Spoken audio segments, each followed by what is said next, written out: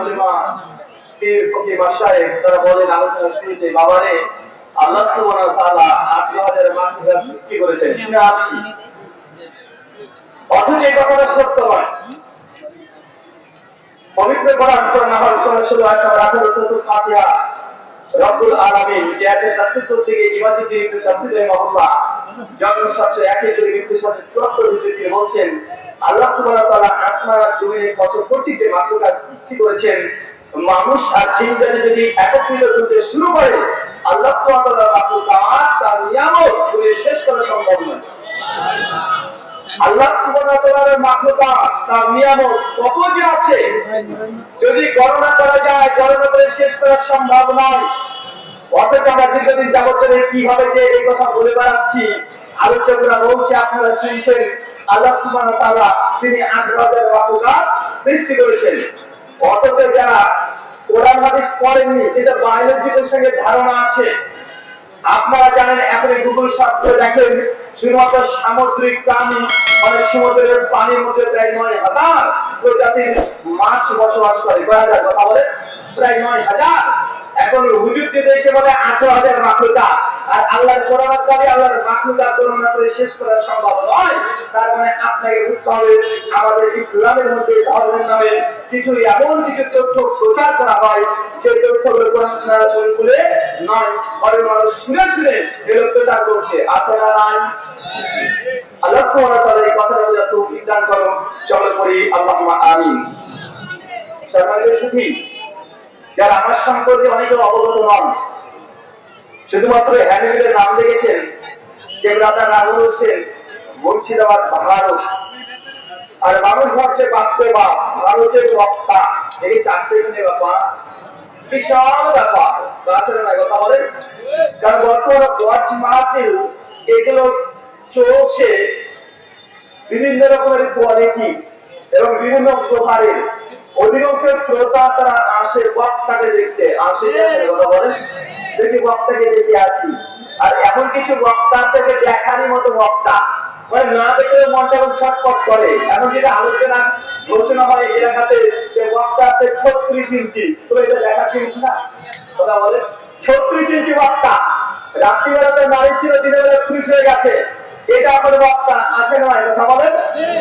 এখন শ্রোতাদের কোয়ালিটি অনেক, শ্রোতারাও চায় যে এই ইলমের মার্কাজে এসে আমরা কোরআন সুন্নাহ যতটা না শুনবো এর চাইতে এসে হাসি ঠাট্টা বেশি হবে বা আছে না কথা বলেন। মানে এই আলোচনার মঞ্চগুলোর অধিকাংশ ক্ষেত্রে ইলমের উদ্দেশ্যে এটাকে তৈরি করা হয়েছে। আস্তে আস্তে এটা বিলুপ্ত হতে চলেছে। বর্তমানে বাংলাদেশে সবচেয়ে ওয়াজ মাহফিলের নামে নোংরামি সবচেয়ে বেশি হয়। এই মঞ্চ ইলমের মার্কাজ আজ থেকে 200 বছর আগে জলসা ওয়াজ মাহফিল হতো না। 200 বছর আগে ভারতবর্ষে যখন ব্রিটিশরা আক্রমণ করলো, আর আপনাদের বাংলাদেশ যেমন বাংলাদেশ ছিল না, পাকিস্তান ছিল না, কাশ্মীর ছিল না, আফগানিস্তান ছিল না, নেপাল ভুটান এগুলো আলাদা দেশ ছিল না, সবগুলো অখণ্ড ভারতবর্ষ ছিল। বা জানা আছে না কথা বলেন। সেই সময় ব্রিটিশরা যখন 190 বছর ধরে এই ভারত উপমহাদেশকে শাসন করেছিল, সেই সময় মুসলমান সেই সময় দিন প্রচার করার জন্য সেই সময় আলেমরা জরুরত মনে করেছিল যে আমরা এই বয়স্ক মানুষ যারা আছে, যারা 50 বছর 60 বছর বয়সে হেদায়েত পাচ্ছে, এদেরকে ইসলামের জ্ঞান অর্জন কিভাবে দেওয়া যায়, এরা মাদ্রাসায় পড়ে এখন কি জ্ঞান অর্জন করা সম্ভব কথা বলেন। যে মানুষটা 40 বছর বয়স হয়ে গেছে, 50 বছর বয়স হয়ে গেছে, আগে নামাজ পড়ে না, হেদায়েত পেয়েছে, আর মাদ্রাসাতে ভর্তি হয়ে ইবাদত করা সম্ভব নয়। এই জন্য আলেম ওলামা সেই সময় তারা পরিকল্পনা করলেন যে ইসলামী ওয়াজ মাহফিল এই জলসা মানুষের হেদায়েতের জন্য, ঠিক আছে, হেদায়েতের এই জলসাগুলো এখন বেশিরভাগ হাস্যরস হয়েছে কি হয় নাই। সে বুখারী কিতাব হাদিস নাম্বার 688 আল্লাহ বলছেন আমি জান্নাত এবং জাহান্নাম যতটা বুঝি, আমি বলবো আল্লাহকে যতটা বুঝি, তোমরা যদি বুঝতে জানতে বেশি বেশি কাঁদতে আর কম কম হাসতে। আল্লাহ বলছেন সাহাবা রাদিয়াল্লাহু তাআলাদের সামনে কবরের আযাবের ঘটনা বর্ণনা করা হতো। ওসমান বিন আফফানের মতো সাহাবী, আশারে মুবাশশিরের মতো সাহাবী যারা জান্নাতের সাথে পেয়ে গেছে, তারা জান্নাত জানার কথা শুনলে, কবরের কথা শুনলে তাদের চক্ষু দিয়ে অস্ত্র একদম চার চতুর্দিক থেকে তারিখ গুলো ভিজে ফেলতো, শুধুমাত্র খবরের আযাবের কাহিনী শুনে, কিন্তু আমরা তো সেই খবরের আযাবের ওয়াজগুলো শুনি, আমাদের হাসি আসে না কান্না আসে। তার মানে বুঝতে হবে যে সেই সময়কার শ্রোতা, সেই সময়কার সাহাবা রাদিয়াল্লাহু আনহুম এবং আমাদের মধ্যে আসমান জমির পার্থক্য আছে।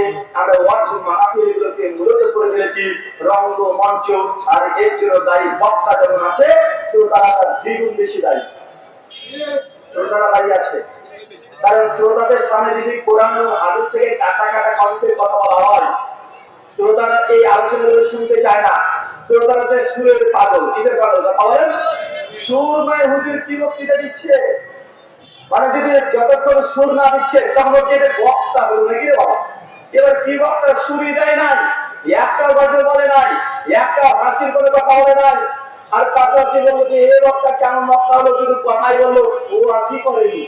মানে মানুষের মধ্যে ধারণা হয়ে গেছে যতক্ষণ সুর হচ্ছে ততক্ষণ ওয়াজ না, মানে কথাগুলো যে ওয়াজ, এগুলো মানুষ এখন উঠে গেছে।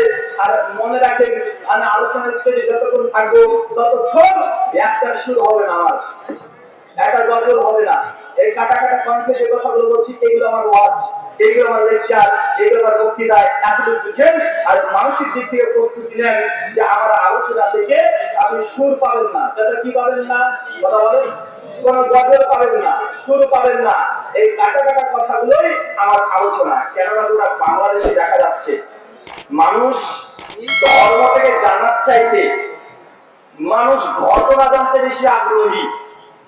কোরআন হাদিস কাটা কাটা কথা বলে শুনতে রাজি না। তো যখন একটা ঘটনা বলবেন, এই ঘটনাকে শোনার জন্য উৎপেতে বসে থাকে। কয়েকটা ঘটনা বলবো, বলি কয়েকটা ঘটনা। ঘটনা দিয়ে শুরু করি।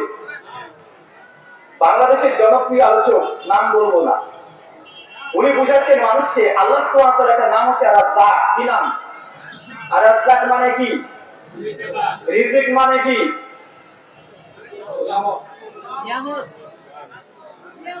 আল্লাহ সুবহানাহু ওয়া তাআলার একটা নাম হচ্ছে আর-রাজ্জাক। আল্লাহ হচ্ছে রিজিক দাতা। রিজিক এই শব্দটা এটা বাংলা নয়।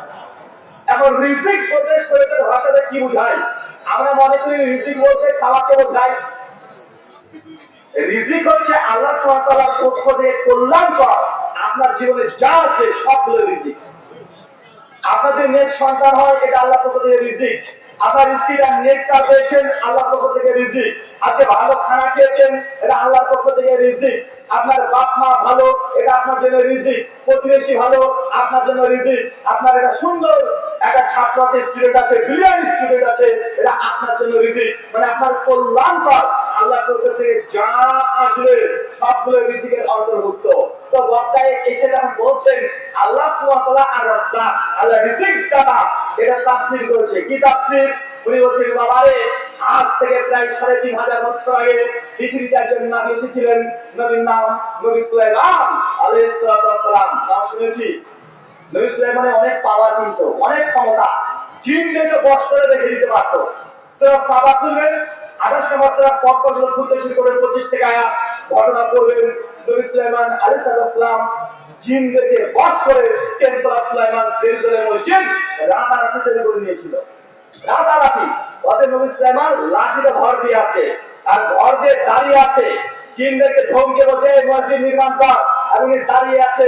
হঠাৎ মৃত্যুবরণ করেছে, আর জিনরা দূর থেকে দেখছে সুলাইমান তাকাচ্ছে, মসজিদ নির্মাণ কর, ভয় পাচ্ছে।